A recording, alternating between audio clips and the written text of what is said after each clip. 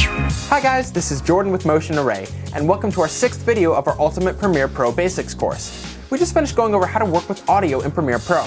Now, we're on to color correction. So, let's get started with the 6th video. You've made it to the final stage of the editing process before exporting, color correcting your footage. Before we begin looking at how to color correct your clips, it's important to remember that color correction should be the very last stage of your video editing process. After all your footage has been added, fine-tuned, and you're happy with the progression from start to finish. In filmmaking, this stage is known as picture lock, meaning that your visuals apart from color are locked and that you aren't going to make any changes. It's essential to do color correction after this stage because color correcting can sometimes be very time-intensive and frustrating. And it can be a waste of time to color correct a piece of footage and then decide later, actually, I don't want this clip in the final version of your video. Then all that work goes to waste. So now let's go through the process of color correcting. It may help you to go to your workspace tabs and choose the color workspace. Here you should see two new panels, your Lumetri color panel and your Lumetri scopes. If you right-click your Lumetri scopes, you can select a variety of graphs to look at. Each will tell you specific information about the color and exposure of your clips. But for right now, let's just stick with the default one, called Waveform RGB. Now let's take a look at the Lumetri color corrector. There's lots of different ways that you can correct color in your footage, but this is probably the easiest and most user-friendly. There's a lot of different sections that each play a different purpose, and you can understand what they might be doing in each one from its name. Because this is a beginner's guide, we're going to be sticking mainly to the basic correction section. Click on it to expand it, and you should see at least 3 different sections: white balance, tone, and saturation. When color correcting, these are 3 of the basic things that you want to be trying to account for. Let's start with white balance. This refers to the color of your footage, and specifically what the color of an object looks like that in real life is truly white. So if we take a look at this piece of footage from outside in the snow, we know that the snow should be white, but it doesn't look like it, does it? It looks really yellow. We can change this by correcting the white balance in one of 2 ways. You can adjust either of these 2 sliders and try to manually bring the color back to what it looks like in real life. This slider controls the difference between yellows and blues, and this one controls the difference between greens and purples. Or the second option is to choose the eyedropper here and select a point of your clip that you know should be truly white.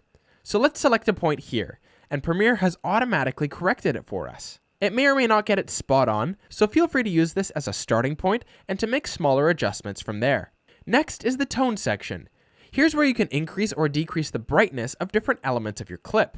Here you have 2 general sliders and 4 specific sliders.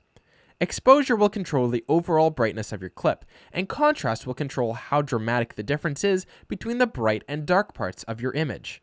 You'll also notice that, for example, if we increase the exposure, our waveform graph goes up. And if we decrease it, it goes down.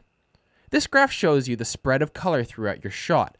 This graph might be difficult to understand at first, but the key thing to keep in mind here is that it shows the brightness of your footage on a scale from 0 to 100. The lower, the darker. The higher, the brighter. If something reaches all the way down to 0, like so, the graph is telling you that there's elements in your shot that are so dark they register as completely black. This means that there's no detail or texture that you can observe from them. And if we take it all the way to the opposite extreme, making our footage extremely bright, it will make parts of it pure white, with no detail either. This is what's known as clipping, and as you can see, it's an undesirable look for your footage. Something to watch out for when correcting your image is to make sure that elements of your shot are not clipping. Sometimes it's impossible, like if you have footage of someone standing near a window on a sunny day. But as a general rule, when possible, try to avoid clipping. You'll also notice that if we increase our contrast, our graph will spread out. This is showing the separation of brights and dark sections of your video. The next section is our more specific sliders, which each control a different part of the image. For each of their names, you can understand what aspect of the exposure you're impacting. Whites, for example, will impact primarily the brightest parts of your clip, while blacks will control mainly the darkest parts of your image.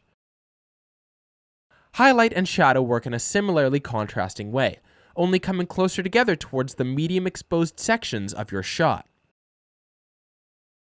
By manipulating each of these parameters, you can have a great deal of control over the look of your shot. You can create something very dramatic, or raise the blacks completely for a very stylistic faded film look. The unfortunate part of color correction is that there's no true answer for how your edited footage should look. I'm sure we've all seen traditionally shot movies, like modern romantic comedies that have a very realistic color tone with a more saturated and vibrant look. But we've also seen movies like The Matrix and Fight Club where the color tone is pushed to the absolute extreme. And even further, we have movies like The Blair Witch Project, which seemingly go out of their way to make the footage look terrible. The thing to remember is that each of these had a specific purpose to serve with the color and exposure they chose. So, is your video dark? Happy? Does it take place in a cold tundra or a hot desert? Or maybe you're freelancing and your client just wants a quote-unquote good-looking video. If that's the case, the only suggestion I would make is to try to create a visually pleasing look that stays realistic, like you're capturing the best version of real life. There are far more parameters that we can investigate when it comes to color correction, but seeing as this is a beginner's course, we're going to keep it fairly simple for now. But if you're really stuck, I want to show you a little trick that I do from time to time. If you open up your creative section, you'll see your footage on another screen and a looks tab above it. If you click the arrow to the right of your new video box, you'll start to cycle through some preset looks. If you're absolutely stuck, you can find one of these that you like and use it as a starting point. There's a lot to choose from. And if you find one that you like but it's just a little too extreme, right below it is an intensity slider. Slide it to the right to increase the intensity of that look, and slide it to the left to dial it back. Now you can go back and make color changes with this as your starting point, closer to what you really like. On top of that, within the creative section you have more stylistic options, including faded film, increasing the sharpening of your footage, making it pop a little bit more if it's a little bit blurry. You can also increase or decrease vibrance and saturation. The difference between these two is that saturation is an overall control of how prominent the colors of your shot are displayed, while vibrance is almost like a smart thinking filter that controls colors that are not already more prominently displayed. It also tends to be more forgiving when it comes to the look of skin tones. And if you're feeling really adventurous, you can play with the highlight and shadow tint wheels. These individually control the coloration of either the darker or brighter sections of your footage. They will spill over into each other, but it gives you a bit more control over making different parts of your clip separated by their color. And using this balance slider can prioritize one over the other. But let's just say that you have a lot of different shots that were done with a similar lighting setup and camera. How would you go about making sure that every shot was color corrected in the same way? There's two different options, a hard way and an easy way. We're going to show you both because the hard way gives you more flexibility in case you need to make some changes to individual clips that stick out. But the easier way is faster and it'll save you a lot of time. The hard way is to take an example clip and color correct it the way that you want, then go into the effect controls and copy the Lumetri color effect. This effect contains all the changes you made within your Lumetri color panel, so long as your clip was highlighted while you were making these changes. Now copy it with Ctrl or Command C, and then paste it to your other clips by selecting it and then hitting Ctrl or Command V. You can do this either one at a time or by selecting multiple clips by clicking and dragging to select. The result is that each of these clips will then hold its own color correction effect. But the easier way is to create an adjustment layer. This is a layer that will stretch over top of your entire timeline, and anything you do to it will be done to any clips that fall underneath it. So to do this, go to your project manager and make sure that it's highlighted. Then go to File, New, Adjustment Layer. It will recognize the sequence settings that you're working with, and as long as you don't have any unique plans of your own, select OK. Now your adjustment layer can be found with your other footage. Drag and drop it over top of the footage that you want the changes to be made to, and nothing should happen. Now click on your adjustment layer and go to your Lumetri color panel. Here you can make your color corrections as normal, but when you're finished, you'll notice that all the clips underneath it have the changes applied to them as well. That's because you made changes to your adjustment layer, and your adjustment layer made changes to everything underneath it. Just make sure that your adjustment layer is spread out over all the clips that you want to have the change made to, and that there's no clips that you don't want to have included with this color correction.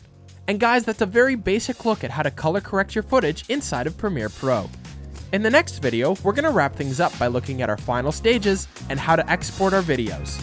I hope you found this helpful, and I hope to see you in the next video.